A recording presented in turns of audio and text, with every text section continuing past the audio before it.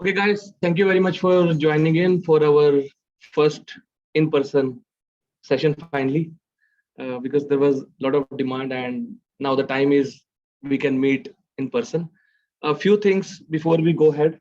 First of all, I would request everybody to put your phone on silent mode, please.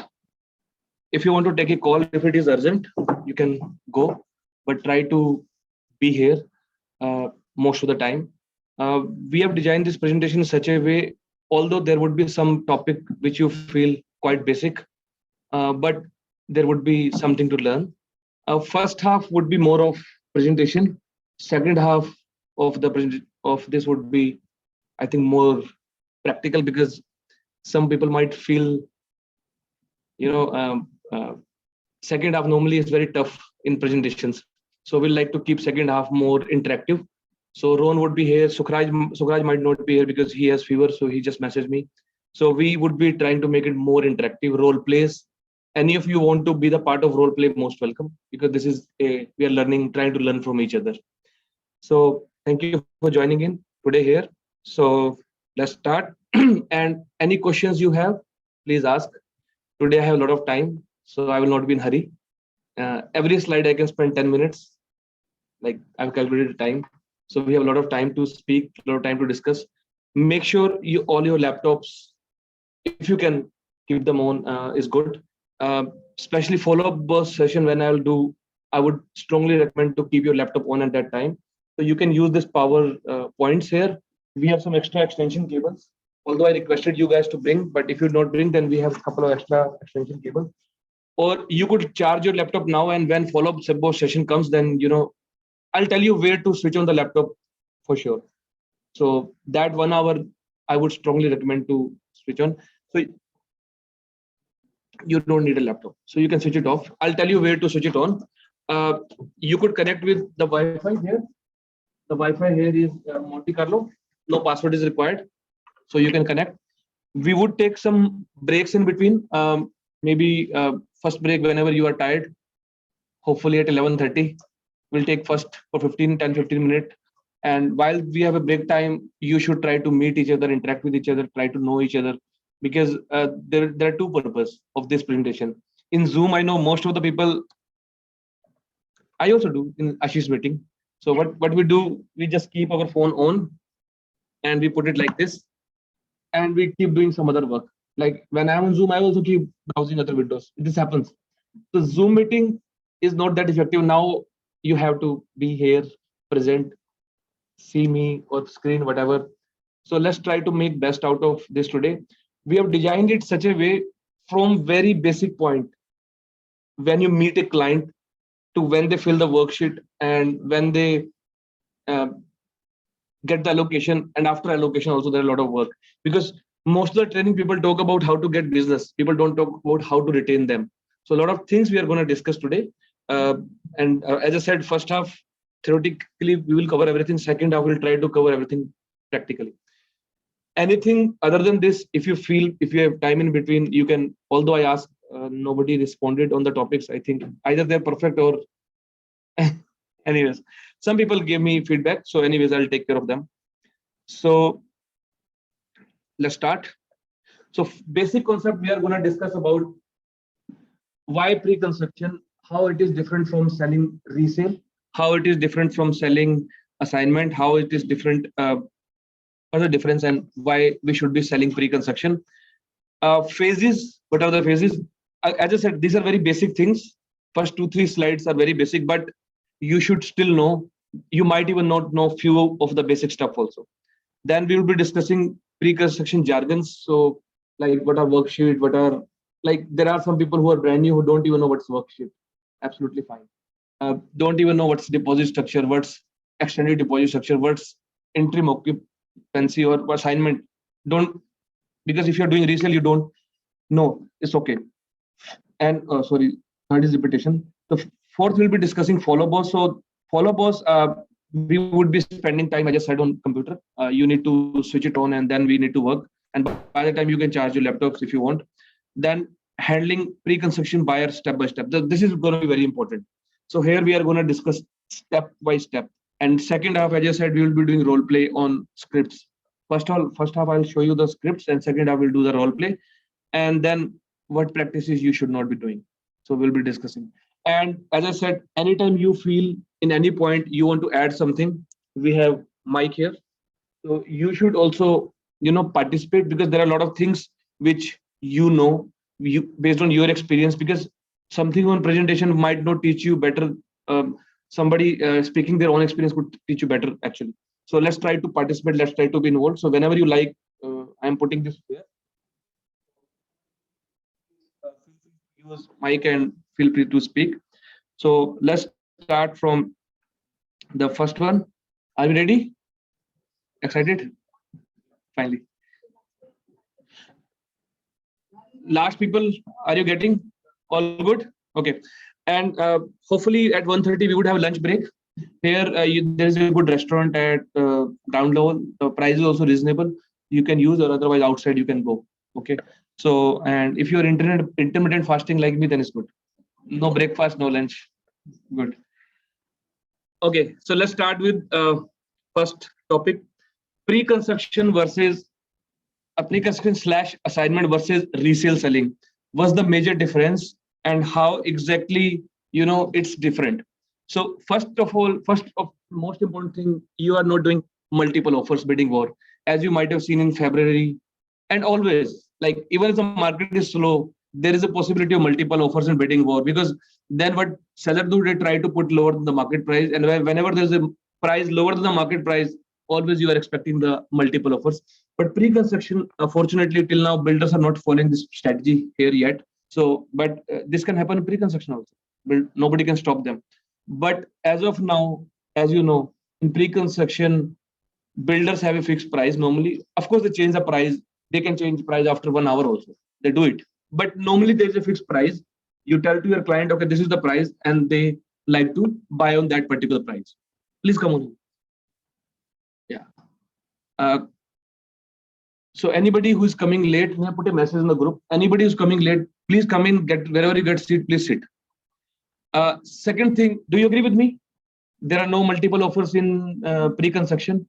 Is it a good factor? Because you are sure this would be the price. Whether they take it or they don't take it, that's another story. In resale, you're never sure. You cannot give a guarantee that this will be the price. You never know. Some stupid can put 200,000 more than what actually the value is, and later they are struggling for appraisal or whatever. And most of the, you might have observed, most of the higher offers, absurd offers, are put by immature agent. When you see and go and check who put this 500,000 more than asking price, most likely you will see, if it is more than the market value, most likely there are some agents who think, why should I show so many houses? Let's get it done. Commission anyway I'll get, and now I'll get 2.5% on 100,000 extra, which is to 2,500. They don't think, they don't even know there is appraisal thing. They don't even know buyer is paying more. They are actually, trusting you to. That's the reason they have hired you. What is the point of hiring a buyer agent otherwise? No open houses, no showing. This is very, very, very, very, very important. Now you realize that, because in COVID time there was open houses before COVID, and before COVID there were a lot of showing used to happen. One buyer, I know there are some buyer who used to see 100 houses to take a decision. Sometimes they don't even know what to buy. We'll do a resale session next week and we'll discuss in detail how to handle those buyers in detail. But sometimes they don't even know what to buy and where to spend time. So here in pre-construction, you are doing a Zoom presentation, in-person presentation, or most likely phone call. Some of our people are so much expert, they close on phone also. Although this is not a good practice, I will discuss in detail why it is not a good practice. I'll discuss in detail the cancellation ratio of phone, Zoom, and in person. We'll discuss that. A lot of cancellation happen in pre-construction. We'll discuss that also. So no open house, no showings. You show them once the presentation. You can bring them to our Zoom webinar or whatever. We might do this kind of session here for one pre-construction. We can put 2, 3, 4, 5 stalls, bring check, get immediate allocation. We can do all those strategies which people used to do in market. We can do that. Now we have exclusive projects. But you need not to show them 100 houses at least. And most likely they are investors. For investor, doesn't matter washroom is left or right, kitchen is whatever. They need to see the rental value. So investor don't waste much of the time. In resale also, you might have seen investor sees, okay, value for money, inspection good, all good, thank you. They don't go and see the color of kitchen at least. So this is a good advantage of pre-construction. That's how some people can convert literally 10 units a month, and people are converting it. Like selling 5 units is not a difficult in pre-construction. Resale, if you want to sell 5 units in a month, you can handle 5 buyers.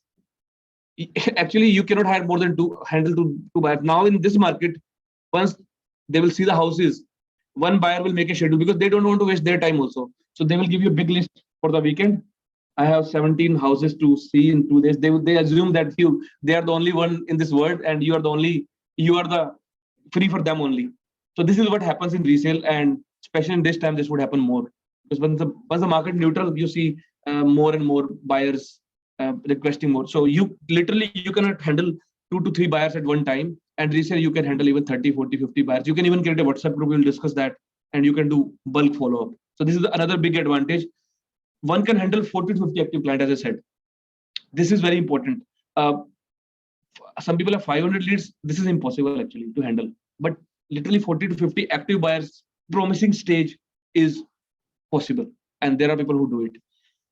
So selling 5 to 10 units monthly, as I said, is possible. One pre-construction can make you, this is the most important point I would be putting here. One pre-construction can make you money 3 times. How? One, when you do the pre-construction sale. So from builder, you get the commission. Although we'll discuss on commission also because I've not put a slide on that, but I will be discussing when you get the commission, how you get the commission. But some commission you get in parts, because many people have a apprehension, or many people have a misconception that you get commission only on closing. No. Most of the builders, especially condo builders, we have an arrangement. We get commission, some part in 1 year, some part in 2 years, most part at closing. So you make money by builder when you sell their house. Once you do assignment, so most likely all the investor, they like to get exit before closing. This is what everybody wants. Who want to do closing and pay closing charges and fees, land transfer tax? So in that case, what they want assignment. If you know, or if we have a team like us, and if we have a system, what we are working, by the way, unlisted space, we are working a lot, and not on that, the website you see, we have a website called Unlisted Space. I think some of you know. So we are working with a professional developer. So we are building it unlistedspace.com and unlisted.space. So we would be releasing in next 2 weeks. So that website would be used for assignment. So we are working on that aggressively, and we are building the prototype, and we are testing, and all those things are happening. So that, and we are hiring professionals. So now assignment is very tricky because assignment you cannot list on MLS, as most of you know. Some builder allow, most builder don't. You cannot even list on Kijiji actually by the unit number. So we have to be careful. So we would do one day. I would like to spend whole day on assignment and discuss, because assignment is very tricky. Assignment is like a resale of pre-construction, I used to say, because you can structure a deal where you're not putting a deposit. You can structure a deal where you can get all the deposit. You can structure a deal, you can get all the commission at assignment. Lot of permutation and combination are possible. So we would do assignment one day, maybe 4-hour session. I would have to do. I have done in past also, and some changes have happened in assignment taxes. So we'll be doing on that. So if you know assignment well, so you make another money. And assignment, people don't negotiate on listing commission. Have any of you done assignment? Listing side? So when you are listing side, did the negotiator, how much commission you charged? Assignment, how much you charged? Normally assignment, typically people charge 2 is good. People 2.5 or 3 also. There are some companies who are doing assignment, they charge 3 plus 3, and 2.5 or plus 2.5 is common. Can you charge in resale 2.5 so easily? Most likely in Brampton, no. So in 999, whatever, 1%, just to give you an instance. So when I was doing resale, one of my good client, kind of personal client. So that was my first listing. So I listed his house, and I thought I should not lose this listing. So I know the market trend was 1%, and he was supposed to buy another house also. So I said, okay, sir, I'll charge you 1%. I'll do this. Like I was supposed to do Metroport. At that time, Metroport was not common. will do this, I will do that, because it was my first listing. So I thought, let's make it very big. And at one instant, she was asking, what's the commission? I said, I'm just putting 1%. No. I sent the paperwork for signing, and he said, Nitish, what's the commission you put? I said, just 1%. He said, full commission. I said, how come 1% is full commission? Literally, the client had an impression that 1% is full commission. You believe that? Like, I said, how come? He showed me 17 templates in his house. Because when you start think of selling, you keep collecting although you have to give to your personal agent, but you keep, see this. I said, see, these are the tricks that I explained, how 999 work, how this work, that work. But again, after that, I didn't even have the courage to ask more than, no, we've charged more actually, 2%, 2.5%. We've charged. It's not we have not charged. Most likely Brampton clients, especially who are seasoned Brampton investors, they will not. Because this is a trend. Assignment, charge whatever you want to charge. Trust me. Because they cannot list on MLS. Not every agent know how to sell assignment. Most agents don't know how to sell assignment. I would say out of 100,000 realtors, only 1,000 realtors might have done assignment listing and sold. Listing doing is another thing, selling is another thing. So not even 1% realtors know how to sell assignment. So this is a great thing. You can charge good commission. And assignment, normally double ending chances are more. Because you're not advertising on MLS. What advertisement you're doing on like Facebook, whatever you're doing as of now, we'll do the concept, the website we are making. There also we will put it open to you guys to put your listing, and buyer will contact you directly. I'll show you that platform for a few minutes because we are still working on that. So you made money 2 times. One by builder, second with assignment, and third reinvesting. Now, if they get the money, where will they put? Here the problem with people is they cannot keep money even for 2 days. They start thinking, what bank is giving 1%, nothing. They put somewhere, like they will start planning. My closing was on 30th. Okay, what next? Most people, they don't have patience to put money in their pocket, and they eventually buy, impulse buy or whatever. So you have assignment take 1 year time, 6 month time to close. The next investment is also ready. You can give them another pre-construction with the deposit structure with the builder or whatever. And now the investment is double. Most likely, if somebody has invested 100,000 in assignment, it will be 200,000 after 3 years, 4 years, whatever time. And now you're 200,000 to invest. Now you can give them 2 units. So basically, you're making money 3 times and good money. So this is very important and to understand. This is not typical selling. So that's what I always say, keep building relationship. Don't let your client go anywhere. Even if you sell, get them the allocation, keep telling them. We'll discuss what to do next. All good? Anybody want to add anything in this? 10 minutes, we put on this slide. We are good. Okay. So now this is most of you must be knowing, but some of you might not be knowing. There are 4 stages of a project with respect to the sales and with respect to the construction. The first step is sales. And typically in sales, when the builders open the sale, they have a called friend and family round. Have you heard about this? Typically what happens, it was not happening in last 2-3 months, because last 6 months, because friend and family were not required. Builder said, who is friend and family? People are buying me at any price. If the friend and family price was equal to the market price, and there was only one price, which was what builder wanted actually. There were no more friend and families. But typically good builders, they have a friend and family round. And now you'll see more and more friend and family round. So what is friend and family? Anybody want to discuss that? Yeah.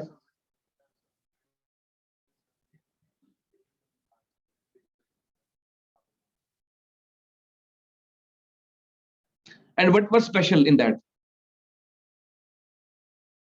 Payment structure could be same.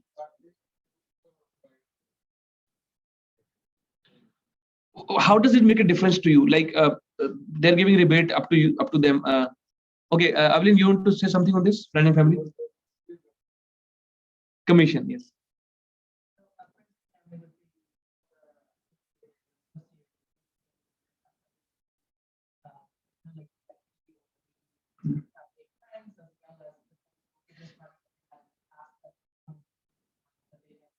So some people, this is exactly the friend and family is friends, and so you are supposed to give a rebate on price. You're supposed to give a deposit structure. And typically this is a word we use, friend and family. But what happened last few years, I'm seeing the builder is misusing it. They say friend and family open to all. What's a friend and family? Basically, this is typically just commission saving technique by the builder, nothing else. So if they're opening to public and public is coming, how they're their friend and family? They are their direct sales. So this is the purpose, and you might see more friend and family rounds because now they need friend and family. The second would be platinum launch, which normally what happened? Now they need friend and family. So second would be platinum launch. So you know what's platinum launch? Platinum is every builder has a list of agents who are their preferred agents, or they call them platinum agent. And typically to qualify for platinum, you need to have a previous relationship with the builder. Most likely they will ask you to sell 5, 10, 15, 20 units. Every builder is different. Even the master brokers, they have a platinum system. So that's here you are different than any other realtor. That's here you have an advantage of a team, because anybody in our team who technically qualify platinum, and if our team name is there, we are also qualified platinum. That's how Center Court, or a lot of builders, we are platinum because of this reason. And so now this is important. You might have seen a lot of agent put this. I'll discuss more in jargons how the platinum agent and VIP agents are different. The third launch is VIP launch. So VIP is a general term, like to be very frank, where they do a bigger event. So first they call let's say 20 agent who are the platinum agent. They will give them some allocation. Typically platinum prices are supposed to be the first price in the market, because friend and family price list even out. That should be the private. And platinum would be the platinum release. Builder like to sell 30 or 40% inventory in platinum release. Then they open a VIP. VIP means they do a bigger event where they bring almost all realtors. And last become the public when they open a site office. Then public is coming in. Typically, these are the 4 phases. But last few years after this COVID, things have changed. Platinum, some people sell everything there. Even in LGM budget, we sell almost everything in platinum launch. So that depends, and that depends on the strategy also. How do you want to open the project in 4 different phases, or you want to sell everything at this point?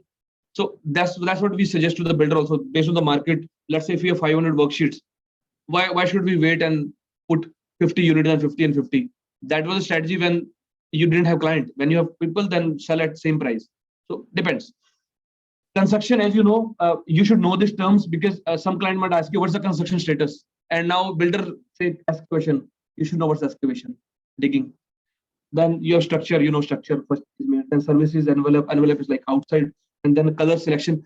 Color selection is also most of your client would get a request, come for upgrade selection, color selection. So you should know. So normally before 6 months before occupancy, or sometime 1 year before occupancy, builder have to give contract to their kitchen and all these companies. So they ask you to come and select the upgrades and colors. So that's how you are customizing the house the way you want. And then occupancy, we'll discuss in detail what is interim occupancy. And so there are 4 steps: ready for resident, can lease the unit, and occupancy fees, finishing amenities. So we will be discussing more on occupancy after once you go to jargon. Then registration. So now this is important, the title transfer to the buyer. So basically closing happens. So at this point, closing happens. Occupancy is not closing. Occupancy is somebody is occupying. It is fit for occupying. So you should know all these points, because these are the steps in the phase. When you go to buzz, you might see sale or condo now, VIP sale, in construction, in progress, occupancy done, closing done. So all these things, then you should know all these terms. Any doubt or any question on any of these terms? Yes.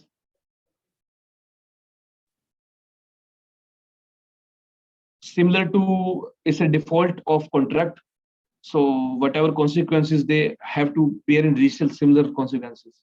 Now there might be another consequence, which the damage to the property could be added because they have used it.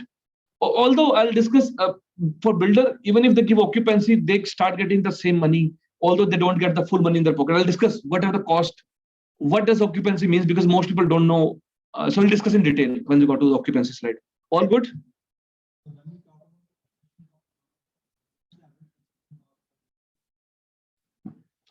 So that would depend. For mid-rise, it would be lower. For high-rise, it would be quite high. For low-rise, it would be different. For townhouse, it would be different. Detached, different. I would say it would start from, because construction costs have gone a lot in last 1 year. Nothing less than $200 square foot for low-rise. It was used to be 140, 150. Now it's 200. Good construction I'm talking about, not the garbage one. And if you talk about mid-rise, it would be 300 to 400. High-rise, it could be even more. It can even cross $500. Because high-rise, you have to go 3 levels down for the base. Do you know builder lose money in parking? You know that? If they're selling parking at 30,000, 35,000 or 40,000, that's not even a break-even point. They lose money. So if anybody is selling a 60,000 parking, don't think they're making too much money, because the parking, the basement, going down is very, very, very expensive. If I take out the cost of digging and taking all these permits, approval, and sometimes water come up, then you need to excavate. Like here, construction rules are difficult, and cities are also very difficult. And cost of finance also, because in pre-construction, in high-rise condo, you have to keep for 5 years construction, keep going sometimes. And there's a cost of finance also. And even if the rate of interest is 8%, so if you multiply by 5 years, it's 40%. So 40% is added just because of cost of finance. So when I'm saying 500, that includes cost of finance also.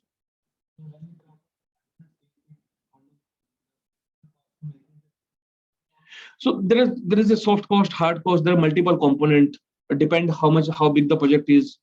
So soft cost is basically, and there is a land cost, 3 cost. Land cost, that soft cost is all the approvals, drawings, permits, and everything. Hard cost, servicing, or anything goes after the servicing is the hard cost. So I'm giving you lump sum ballpark figure for all 3. Oh, not land. I'm giving the hard cost only. The soft cost could be different depending. Soft cost could be lower for number of units or more, because architect, once you design, they design 10 unit or design 100 unit. The cost is not 10 times. It could be 2 times. So there are multiple factors. You want to learn land development today? We can do a session on that, and I can. We have quite good expert in our team. Jawad is there. A couple of other people, so we can discuss in detail how the land. I have done one session, although, but we can discuss in detail the costing part and in detail. Mm.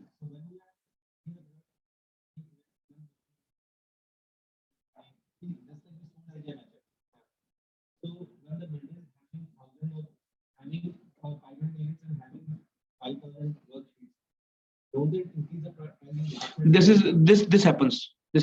So that's what the builders are very smart, and maybe we can discuss. Normally, what happens?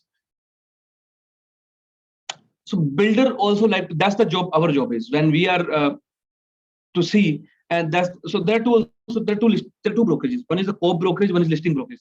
The job of listing brokerage is to make sure builder get the maximum money.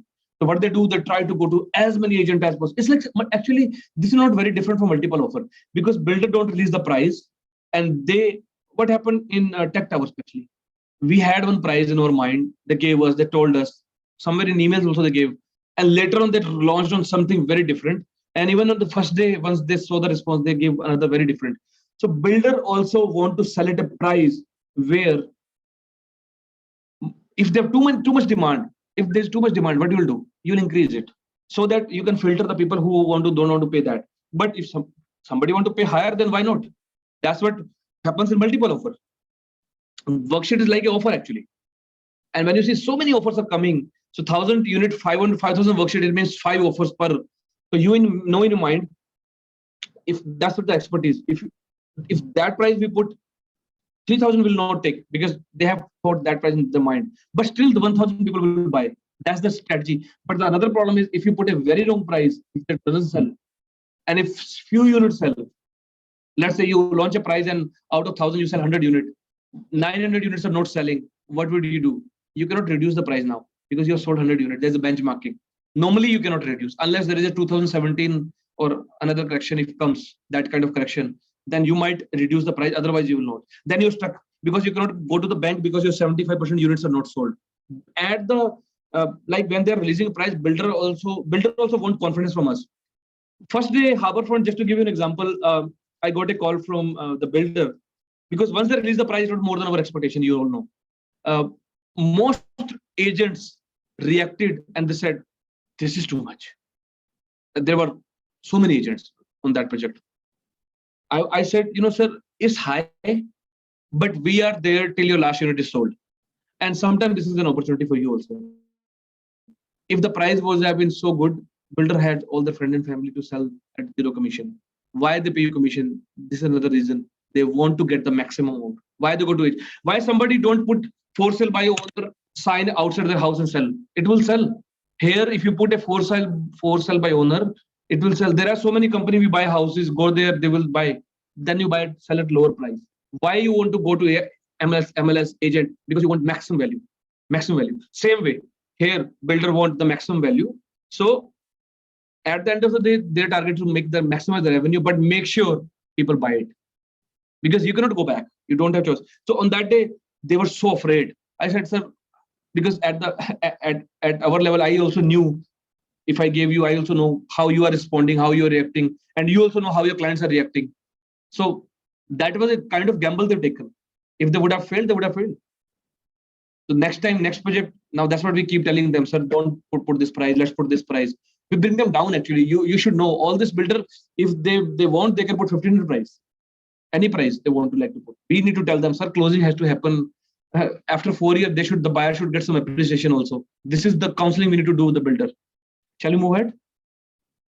Let's remain on our basic stuff. Second half, let's discuss more. No, you can ask. They have right to chat actually, at least WhatsApp. Do you think with the new government on taxation things will change in terms of market and sales volume of Preconstruction? I don't see big change happening because most people were anyway investors who were coming in assignment for investors. Nothing has changed. Same HST was applicable, everything was same was applicable. So I don't see any big change coming in pre-construction sale or assignment. For that matter, flipping, they also taxing. So flipping would change. No, people will say, okay, they'll find some other way and write off more. Smart people know how to save taxes. So I don't see big change because that anyway, if you put in capital gain, some people always confuse. Capital gain is flat 50%. Business income, you can still write off. Smart people know how to write off. You're a good accountant, you will save even more. So I don't see anything else. Okay. So these are the general jargons you might have heard a lot, and we have discussed in few, but now we'll discuss in detail. One is assignment, you will know now, but we'll discuss in detail. But technically, the assignment is interim occupancy and final closing, worksheet, extended deposit structure and incentives, allocation, platinum. Most of them we have discussed. So follow boss, I would request you guys to, or maybe we'll take a break before follow boss, and then you know, a 10-minute break, and then you connect your laptop. Okay, what is assignment sale? So what is assignment sale? Anybody would like to say? Yes. Okay. How is different from builder selling it? Because sale of pre-construction before closing is pre-construction sale. What is assignment sale?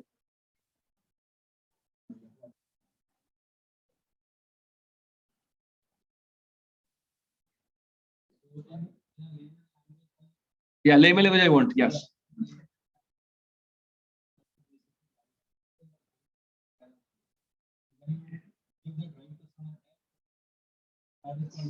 Yes. So he's right, and although all of you are right, but so you are buying. You're not buying a unit. You are buying a right to buy a unit. You don't own the unit. So you are just selling a contract. You're not selling a unit. Most of the time we are confused. We also say, "I've sold my unit and assignment." No, you're not sold your unit. Unit was never yours. Unit become yours after closing once you get the title. The title remain with the builder. So builder has signed a contract with you. You're assigning that contract. That contract you're assigning, nothing else. So here, if you see the point one, we have tried to elaborate it. Yes, everywhere. Hans learned 2 days back. Everywhere you can tell. So she had this question.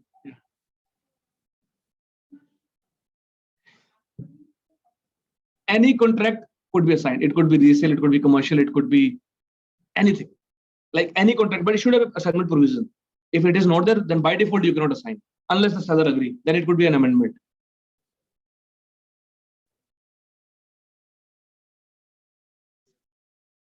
No. No. When it is assigned, you're double protected. How come? Let me tell you. By default. And now this is very interesting. And one day that's what I want to put more time on assignments. And not only pre-construction assignment, this assignment is used in, I can show you the clauses also in detail. So how it works, normally when you assign, let's say I assign my contract to her, she's supposed to close, she is the seller, she did a contract with me. I assign to her. She is supposed to close. If she is not closing, then I'm responsible. Seller has protections now.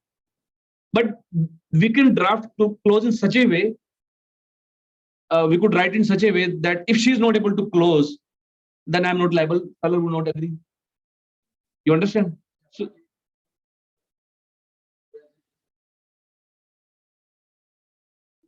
So I'm saying assignment clause has multiple versions. One version could be one after assignment, the current buyer is out from all liabilities. Let's say if seller sign that, if seller realtor don't know how to represent, that's what a good realtor is required. I can design assignment clause in such a way I can get out of that. And there are so many ways, like you can form a shell company. So commercial, when we discuss, there are so many things can happen. And when you draft, then you said, right, you should use a lawyer, but lawyer charge you 5,000 to draft a contract. So that's what, as a realtor also, you should know what does this mean. When you're representing a seller, most likely you get irrevocable after till 11 p.m.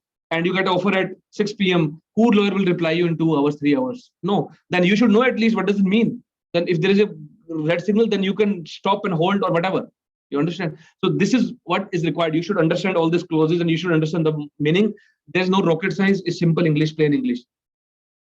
If you don't know that, go to dictionary and find it. You'll understand. You'll understand the intent, how they're writing the clause, what they're thinking, what's happening. Smart realtor always protect their buyers or their sellers. And that's what you are important. And when you go for a listing, we'll do one day commercial session in detail. On that, we'll discuss how you can get a listing, how you can tell your seller the instances, why you need it. Because residential, there are 2 clauses, finance inspection. Commercial, there are 100 clauses. Assignment, there could be 10 more clauses than resale. Assignment could be subject to builder's approvals. Assignment could be subject to this, subject to that, subject to whatever. There could be 100 conditions on assignment. So this is, as I said, and you could decide, you can define assignment in such a way where deposit is paid, nothing is paid to seller, something is paid to seller, everything is paid to seller, something goes to brokerage, commission can be taken out, half commission can be taken out. Hundreds of possibilities are there in assignment. And you should know how to play with the rules. There are rules. You need to know that. Okay, anyways. First time, one of the assignment somebody was doing in our team, I told, okay, can your seller pay commission? He said, yes. Okay, this is how you can get your commission. EXP was confused.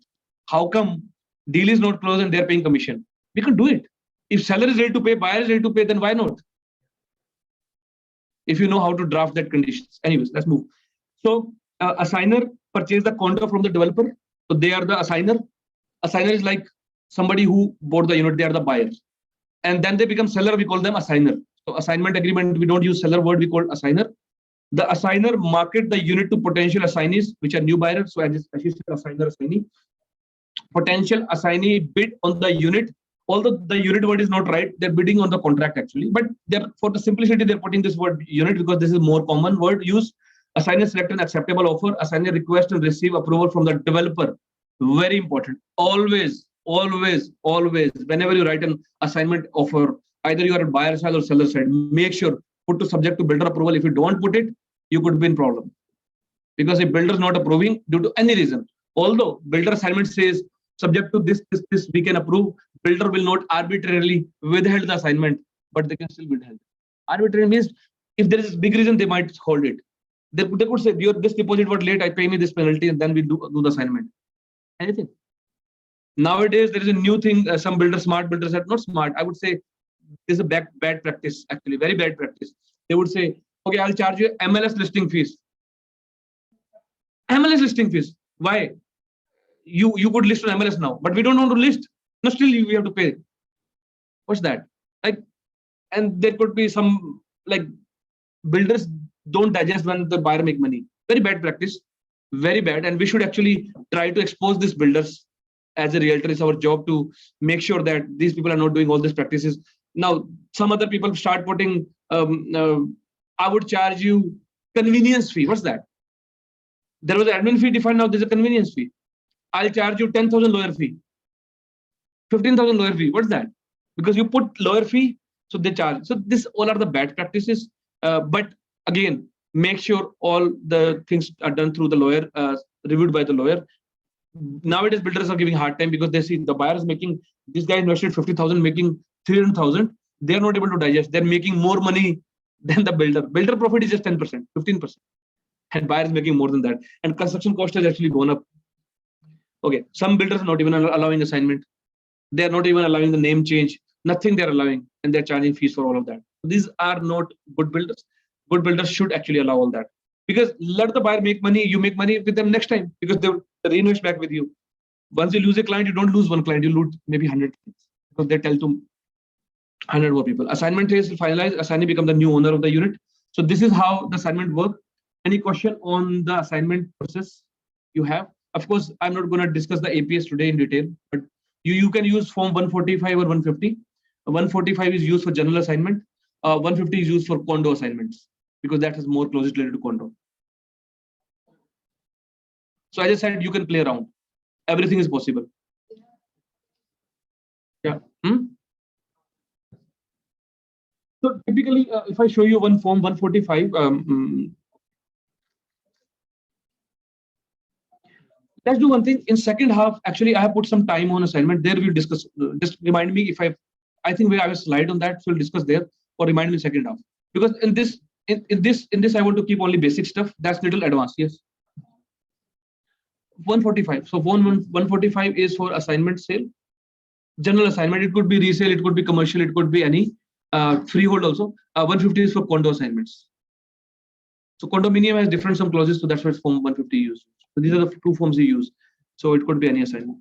So other than deposit, all good. You understand the concept of assignment?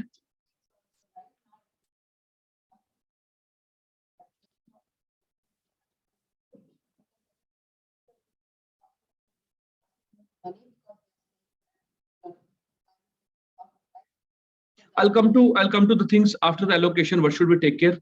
Good points. We will discuss that. So we have steps defined after allocation. So that's what lawyer review is very important. And as you said, builder can play in three different things. They can put a price. They can put a deposit structure. And last but not least, the development charges. What is the development charges? We'll discuss why they charge, why there is a cap. We'll discuss in that. We'll discuss maybe in second half you want to discuss in detail because this is an advanced topic. Yeah. So just note it down. So second half, that's what I kept 1 hour free for second half because I knew this question will come. So we'll discuss in detail. So one, we need to discuss the deposit in assignment. And second, we need to discuss the cap charges. What are cap charges? What are levies? We'll discuss in detail. Little advanced. Most of the time you will not deal with this, but you should know. Okay, now, yes, please.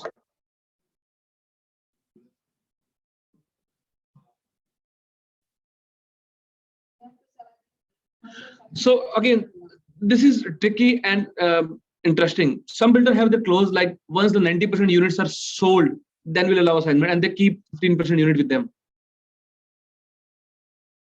What you can do? Nothing. So this is, as I said, all these things are very tricky. But you know, good builders, even if we go to them after 2 months for assignment, they would allow. If I'm a builder, I will allow. Why should I stop somebody? If somebody is coming for a reason, what is the point? Putting eye on others people money is not there. They have taken a risk. If the market goes down, would builder go to their house and say thank you very much? And you know, because they are taking a risk.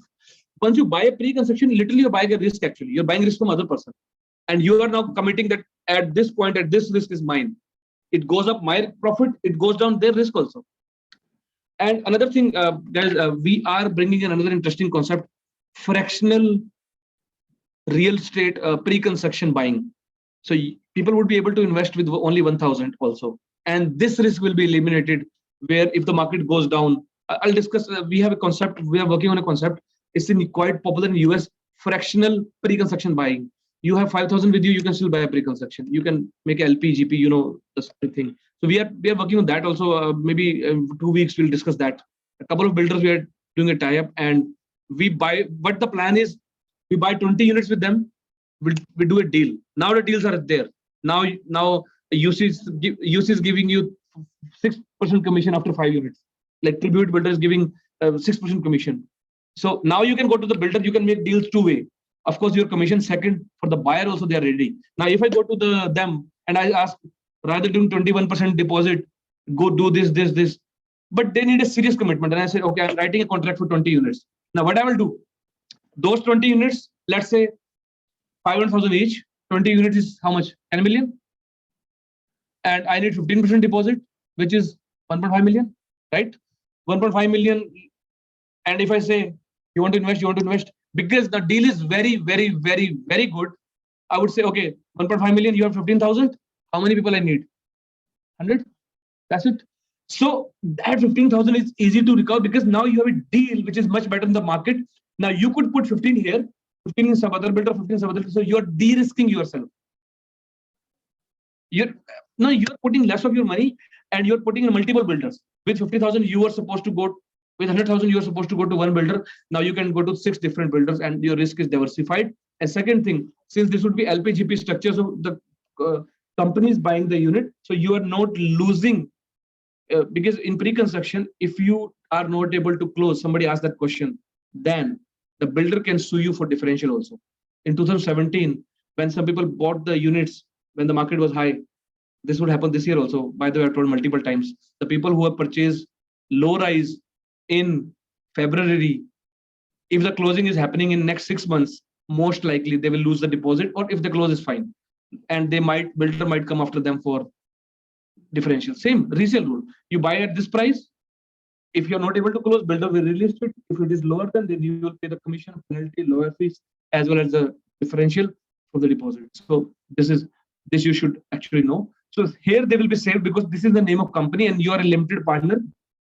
So you're not. I'm not going to discuss that in detail today. I'm just giving a hint. This is something we are planning.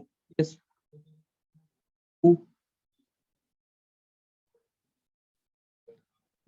As per the rules, yes.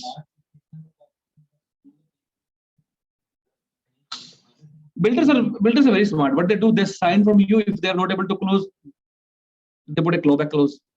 Because considering they might not be able to recover. But if they recover your commission, let's say, then they should actually, then you can sue builder for money. Because you know what's happening, like everything will be in black and white. Like if buyer is paying the differential and paying the builder, then real estate. And now another interesting thing, real estate, you're not representing the buyer, you are referring it actually. So I'm not sure, you might not be able to even go to court because you're doing a referral agreement. So he's asking about the commission. So he's asking about the commission. So we can go in detail, but I think since you are just referring, you are not representing the buyer. So the rules might be a little different here because you don't even have a liability. If they're not closing or if other thing happens, you're not liable actually. You're just referring to the builder. Okay, so interim occupancy and final closing. This is a very and this happens mostly in condos, not in freehold. Freehold normally you have closing and occupancy on the same day, unless there is a common element. Because builder will never like to delay the final closing. Because final closing, what happens? Builder will get the full amount and they need the money like that. So interim occupancy is the temporary stage when you can occupy into the condo, but you are not the legal owner. The legal owner is builder.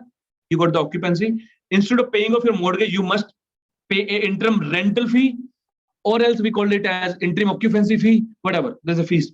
And your unit is ready, but construction of the building is not ready. So for building means, let's say there are 15, 18 floors. So not all floors are ready. One, there might be a situation when the building is not 100% ready, the amenities are not ready, or anything in common element, because you're going to pay for common element. Because if it is not ready, it cannot be registered. If it cannot be registered, then they cannot close it. Very simple and easy.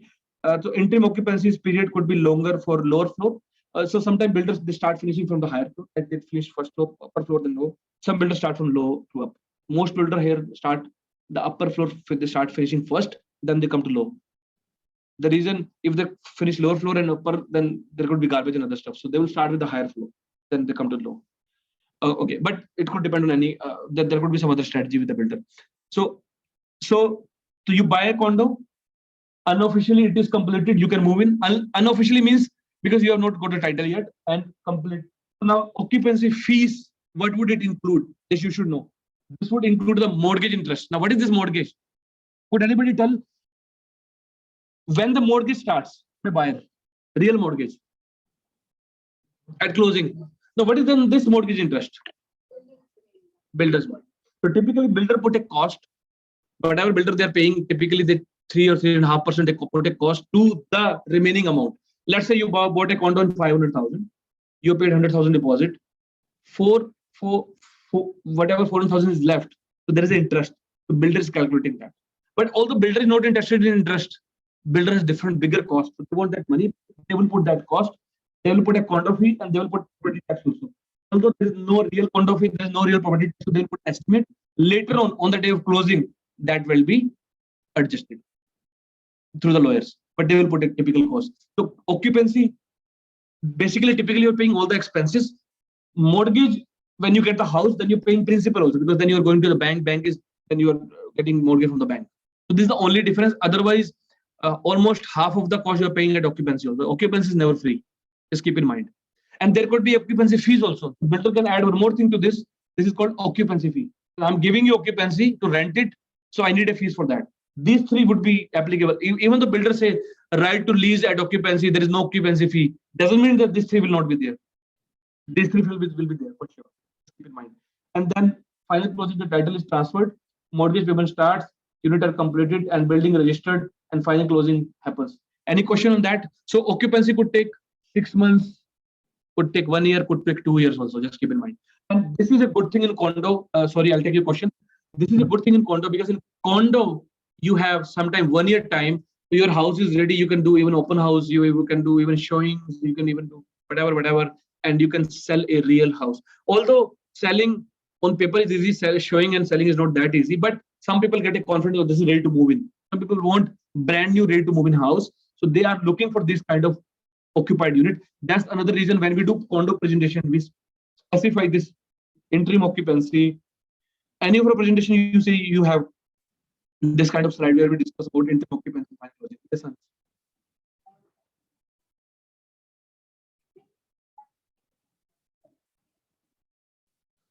Basically, it's not your mortgage, the builder's interest you're paying. You're paying a typical interest, which is market interest. No. Yeah. Although this would be half, then mortgage will be double, and this would be half. So if it is 2,000, it will be 1,000.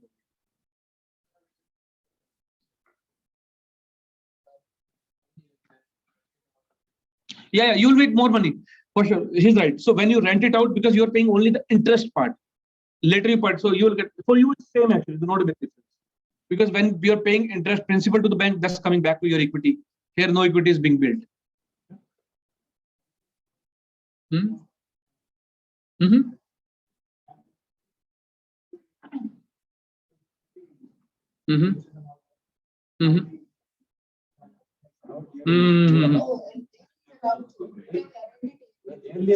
Every builder has different. Some builder, they give to property management, they do only yearly contract. Should not be problem. I don't see any problem with that.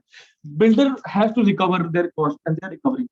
That's the whole idea of giving this, because there's not a lot of burden builder, because when they have to run the building, they have to pay some certain cost to run it. So this is the whole idea. If some people move in, then cost is recovered. And again, there are some builders who will force you this. Sometimes we think, oh, if I don't take occupancy, I'm not going to pay anything. Just keep in mind, once they give you occupancy, you have to pay the final deposit, and your meter start from that time. Don't think that if you're not going to them, they will not charge you. Yes, please.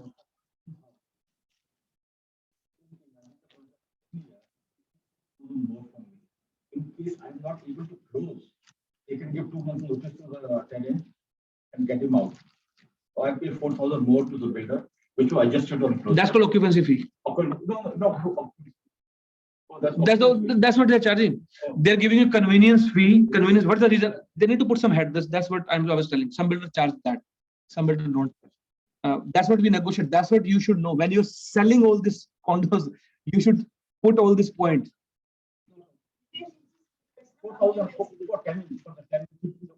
That's what I said. That's called right to lease during occupancy. That's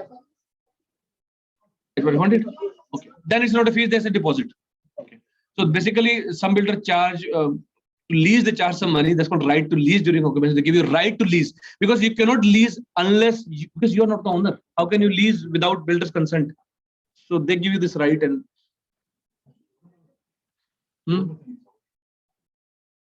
yes, you have to pay utilities anyway. The utility company will charge you, because they can charge you, because that's their own actual basis. They would charge you. Yes. For assignment at documents, yes. Every time, anytime before closing, you have to take permission, because you are not the legal owner. So if you're not a legal owner, then you have to take permission.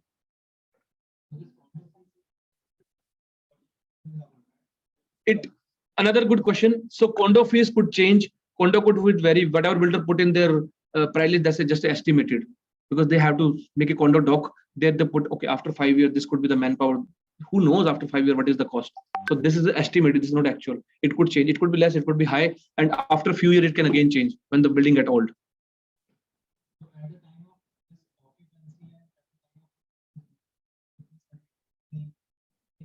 Yes. This is tentative. Property tax could be different also.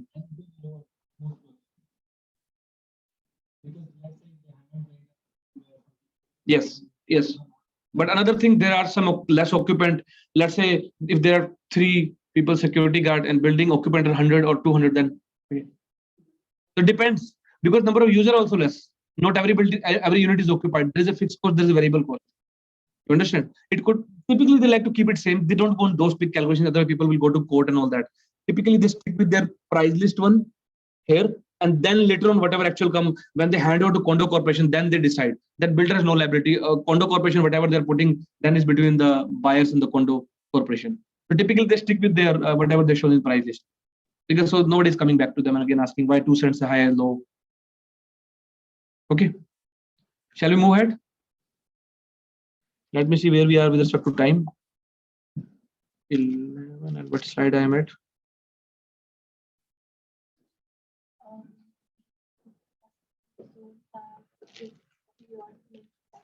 Eight. Yeah, we are good. What I need to repeat?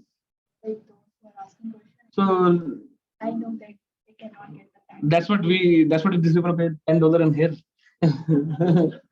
So yeah, everything cannot. Zoom, I told specifically, you will not get the full benefits, but still you are getting it.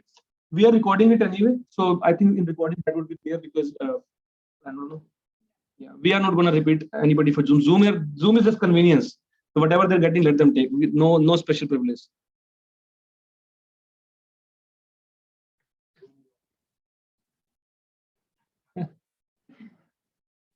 No, it's not like that, sir. We have sold. I cannot demean Zoom because we have sold. Let's say out of 600 units we sold last 6 months. Let's say we have sold 500 on Zoom or in phone only. There were no site offices. There were no sales offices. If we would not be so active on Zoom, so Zoom is good when it is. But of course, this cannot replace 100%. Zoom is just 40% effective. I always say. So not 100%. But you see all these big corporation, big companies, they rely entirely on Zoom. And so sometime now, if somebody is sitting in now, she came from London driving. Otherwise, if she's in London, how do somebody can come from let's say Winnipeg here? So for them, still they're getting something rather than getting nothing. So we are on time. I'm good as per the schedule. We are there anyway. So now so start with first point was occupancy. Now second was worksheet. So I'm showing you typical LGM worksheet, and most of the builders are the same worksheet. And I'm showing you deposit structure. So if you see deposit structure, so we have 5,000 and we have 5%. So typically, you see builder charge 15% before occupancy, and they like to keep 5% on occupancy. Most builders. It could be different once the project is launched. Otherwise, once the project is in next stage, let's say 75% units are sold, 80% units are sold, then it would be different. Typically, bank needs deposit structure. If the deposit structure is different, bank will not count that. Let's say if somebody will say I would like 5% and rest on occupancy. Let's say in that case, builder is not bank is not counting those units. For bank, those units are not sold. So bank needs 75% unit sold at this price, and builders sell more because there could be some cancellation. So typically, builders sell 80 to 85% unit at this price, and then they change the price. Then the deposit structure change. All the good deposit structure, 5%, 10%, whatever you see at the next stage, not the initial stage. Never. That's the reason. So there's a deposit structure, and typically you need 20%, and this money is going anywhere in trust account. But why they keep like this? Because bank want to make sure, okay, when they start construction, this money would have in their account at least. Because bank want a security. Bank see the market condition, situation, and based on that they fund the builders. So they want to see that. Some builders are very aggressive deposit structure also, because they go to certain banks which are very low rate of interest. So if bank give you very low rate of interest, they want better deposit structure. Some builder even ask for 21%, 25% deposit or whatever. The reason for that is because builders are going to a bank which is asking them for that. Because this money goes to trust account, as I said, so it's not going builder's pocket, they are not using it. Again, we'll come to that, which money goes to trust account, which money goes in builder's account. So anybody knows, can the builder take checks in their name, drafts in their name? In freehold, yes, they can. It's always safer to put in trust account, and there are some instances also in the past where like builder filed bankruptcy and all that. But builder can legally take. In that case, I would strongly recommend, if builder is not taking money in trust account, if builder have taken all this freehold, go anywhere they have taken their account on. Any freehold, even the good builders. So make sure you disclose to your buyers that builder is taking in their trust account or personal account. So up to 100,000 in freehold, Tarion covers the deposit. So just note down deposit protection. We'll discuss in second half how much deposit is protection, how much deposit is protected in by Tarion. Okay, right now I don't want to change the slides here, but second half we'll discuss that. I'll show you on Tarion website. 100,000 on freehold, for condo is less. Condo is less. 100,000 is protected in Tarion. It got changed 2-3 years back. So long back it was less. So another thing, right? If you cannot read, I'm just reading for you. Right to lease during occupancy. This is very interesting. Some builder, if it is not written in the contract, they might refuse you to give the house to you or to lease for, like, they might not give you right to lease during occupancy. Just keep in mind. Always make sure, and this is the job of a lawyer to make sure. Third thing, what's that? Camp development charge. So we'll discuss development charge in second half as we discuss. Free assignment. Again, there is always start subject to conditions or lawyer approval or builder's approval. Always they give free, but they put acceptable to keep in their hand. And then we have incentive like parking this price. Now we have this price for first 100 people. So this kind of deposit structure, this kind of incentive, this kind of things you normally see in any project. Now this is a typical worksheet. So typical worksheet would start from date, salesperson, model name. So worksheet could be of two types. This is a particular worksheet for a particular unit. Initially, when the builder takes expression of interest, so there are two different things. One is worksheet, one is expression of interest. So when we talk about expression of interest, you are taking expression of interest. What buyer looking for? So typically, the link we share, if you see our links, we ask for expression of interest. And if I show you any worksheet, let's for that matter.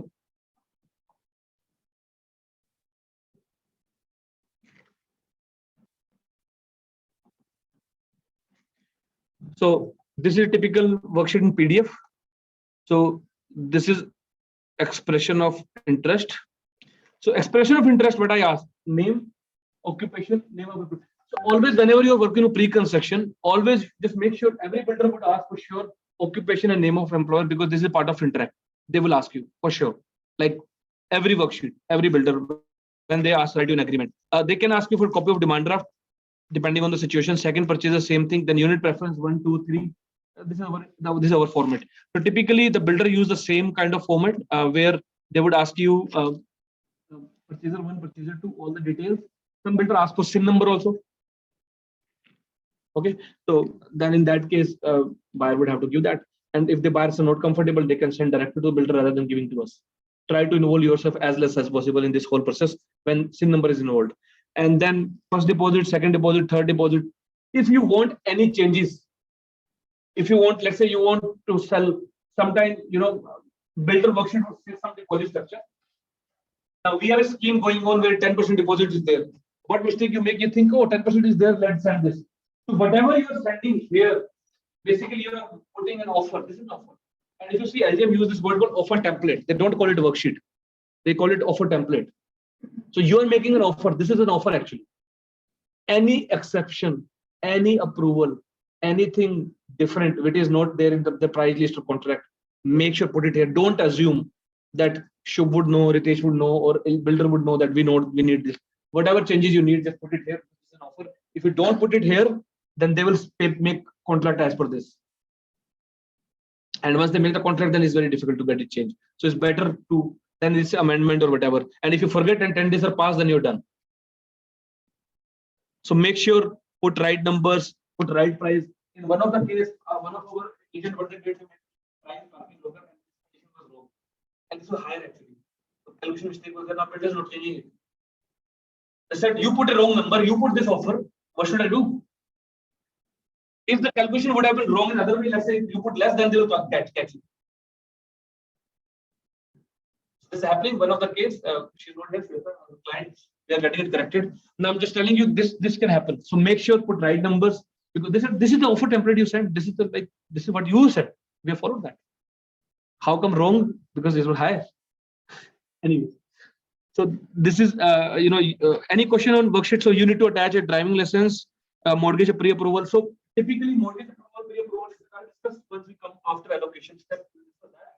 So you need a mortgage pre-approval letter and make sure try to have that mortgage pre-approval letter in 10 days if you have not worked with a builder in past. Because every builder has a different requirement. Some builder might reject your mortgage approval letter and there's no way then.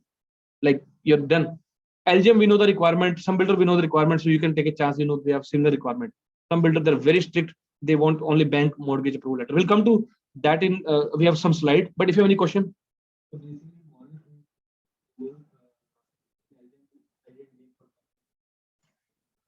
What I have heard is that they can ask for it from the bank. Yes. Yes. And one more thing is that now when they are taking the mortgage, usually they are taking from the broker and they are paying $250 something to them to get that mortgage. And what if they ask 6 months after 1 year once again and they again pay to the broker? So what happens? What happened? Just to give you just an example, why they say ask. Sometimes bank what they do, they pick randomly out of 500, they pick 10 people. Now the bank want to do due diligence on that. Now the bank says, okay, this is the financial institution, this is the letter, now give me another letter, firm letter. There could be 5 people. This happened with one of the LGM project we did. LGM Tower, they picked out 4 buyers. They put 6 from other agents and we need to give them again. So they don't ask for all people, they might ask for some because bank can pick those.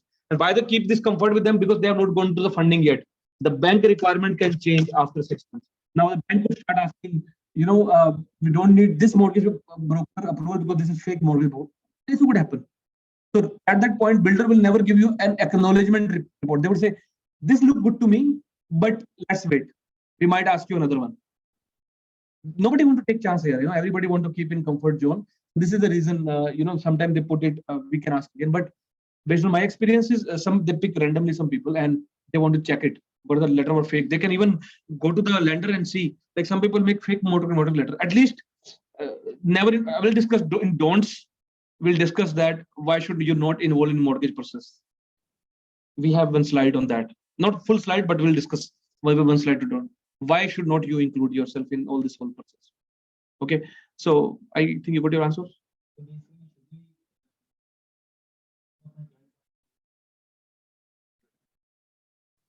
It's okay. They would need so some builder are not that professional, so what they will need when the bank would ask for whole letter, then we'll say, oh, 17 are pending, they will send us email. So you could wait, not a big deal. But don't tell the client to wait, ask client to give you, you never know later on there. So try to do in 10 days, especially for the builder where you're not worked, especially for the Daniel builder, especially for these builder who they ask even for the bank approval, not mortgage approval. They want to get it vetted through the bank employee also.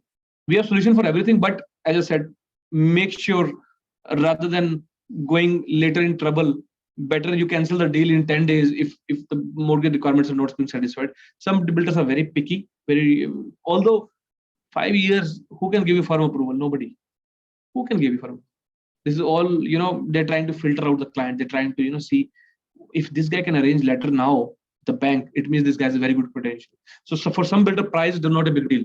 For some builder, because they are afraid, they know the market is very high. They might think, let's say, due to any reason market collapse, all these people think, oh, I'm not taking my deposit back. Thank you very much. They cannot complete the project in just 15%. They need to resell the unit again. Sometimes the market correction could be more than 15% deposit. So some builders are afraid of that. Then they want to have good profile people only. So rather than somebody give them less price is fine, but they want somebody with good, or somebody making good income and all that, so that they can get approvals. So you should understand this. This is psyche of builder. Every builder is different, as I said, and there's no firm and final route. But we have tricks and solutions for, of course, everybody. But I'll tell you why should not you include yourself. Okay, so next slide, very important. What is platinum VIP? This is ad I'm picked from some of the someone in this marketing. So what is platinum VIP? Some people say I am platinum VIP. Some other word also like. So what's platinum VIP? We discussed platinum launch. So anybody getting access at platinum release is platinum agent. And typically, I just said builder have a small list of platinum agent, not more than 20. Some big builders could have 50, 60, 70, but typically I've never seen a platinum list more than 100 with any builder. So 20, 30, 10, 5, this could be the platinum builders, platinum broker who have worked with them in the past. To be there, we'll discuss in second half how to get allocation, how to be platinum, how you can be platinum. We'll discuss that, how to use buzz, how to use condo now. We'll discuss. So that's my plan to discuss. But platinum agent is an agent who is have a relation with the builder who get access at platinum stage, and the value. And this is just something you should emphasize wherever we are working as of now, even LJM or any other, we are platinum agent. So the benefit of platinum is you get unit at best price, incentives and promotions are there. Basically, you get at the first price, not the best price, first price. Favorable deposit structure could be there. Cap development charges are typically there. The builder where we work, we make sure that these 6 line items are ticked. And free assignment clause is there. And first exposure to floor plan and promotion material. So anything comes, you get first. Rendering come, you get. Floor plan come, you get. So you're getting something exclusive which is not in the market, not on buzz, not on internet. You're getting something exclusive. So this is something, people advertise themselves. We are platinum agent, and this is a common word is used in the market. That's what I said, jargon, common jargon. Any question on this thing? All are platinum. So you have to be very careful when you use this word, because if you're not builder approved platinum, then you should write, I am part of team who is platinum. Always put the right words. Doesn't make a difference. Even Hans is, let's say, platinum in one builder, and you want to promote yourself. You could say, okay, we are a team and I'm working with her and part of a platinum team. Something. Be creative, but don't misrepresent, don't mislead. If you are not a platinum with a builder, and if you advertise, builder can come after you and ask, how come you're advertising? Not LGM would come to you for sure, but other builders, some builders are very, very, very particular on advertisement. Sometimes we create our own advertisement material and start advertising. Like builder has not even disclosed free assignment and we put it. Builder can come after you on that. So make sure whenever you advertise something, it should be right, correct. And whenever you're platinum agent, you have to be platinum. You cannot just use like that. Nobody is coming after you till now doesn't mean that nobody will come after. And once somebody come after you, and when somebody come after you, then somebody make complaint. Who make complaint? Your other good friends who are not happy with your being platinum there. So just be sure whatever you're using, use it right. There is a way of using the terms. I just put it like somebody was putting platinum VIP. This is like wrong actually. Either it could be platinum, it could be VIP. Somebody put platinum VIP. That's what I put. Platinum VIP. I am platinum and VIP. So either you could be platinum or VIP. Someday there would be gold agent, somebody with the diamond agent. But as of now, platinum is there and VIP is, as I said, platinum launch, VIP launch. VIP is any other agent. Platinum is when you are special with the builder. Yes. Oh, guys, before he adds, so we have actually now, we will take a 10-minute break here. So we'll meet at 11:30. By the time switch on your laptop, now we have follow-up session. I want you to be ready with your laptops. Yes, sure.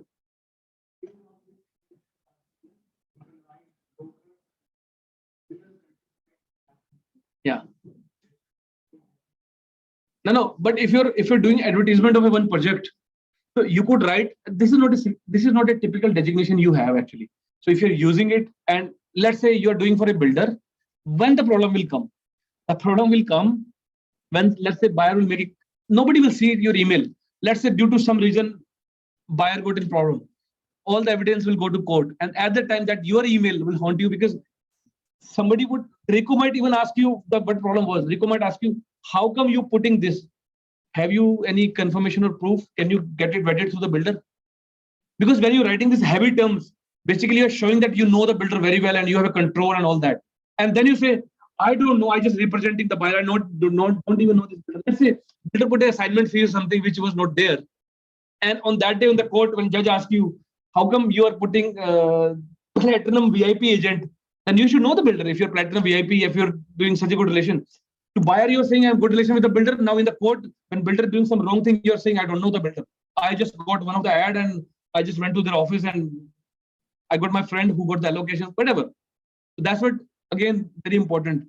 I always write agent's name on the worksheet. There are two reasons.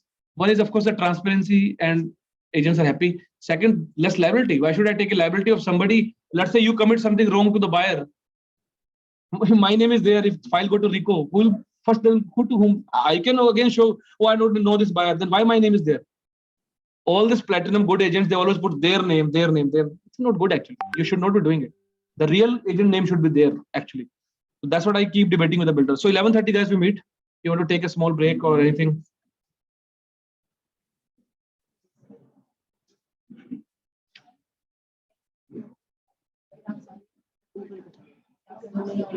Gotcha.